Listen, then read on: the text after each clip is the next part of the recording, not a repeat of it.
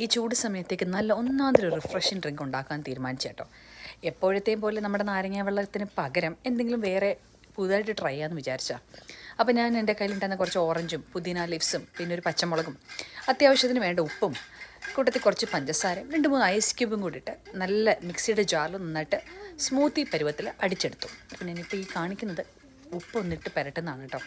ഉപ്പ് വേണ്ടെങ്കിൽ ഉപ്പ് ഒഴിവാക്കാം, പഞ്ചസാര വേണ്ടെങ്കിൽ പഞ്ചസാര ഒഴിവാക്കാം. പക്ഷേ അപ്പം ടേസ്റ്റ് എങ്ങനെയാണെന്ന് എനിക്കറിയില്ല.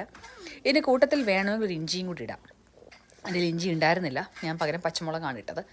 ആ പച്ചമുളകിന് ഒടുക്കത്തെ എരിവായിരുന്നു. അപ്പോൾ എനിക്ക് തോന്നി പച്ചമുളക് ഇടേണ്ടിയിരുന്നില്ല എന്ന്. പക്ഷേ എന്നാലും ഒരു സന്തോഷം, ഒരു ഭംഗിക്ക് അതിട്ടു.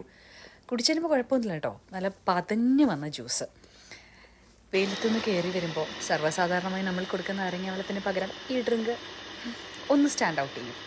എനിക്കത് ഇഷ്ടപ്പെട്ടു. മിക്സിയിൽ അടിച്ചെടുത്ത് കുടിച്ചു.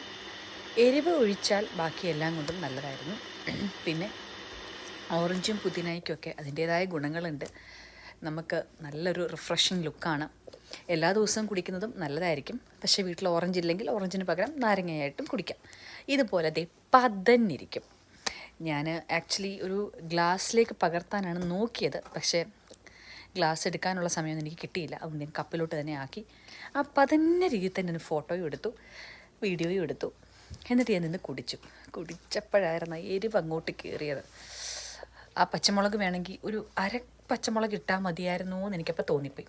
ഇല്ലെങ്കിൽ സൂപ്പർ ഡ്രിങ്ക് കേട്ടോ, പറയാൻ വാക്കുകളില്ല. അല്ലെങ്കിൽ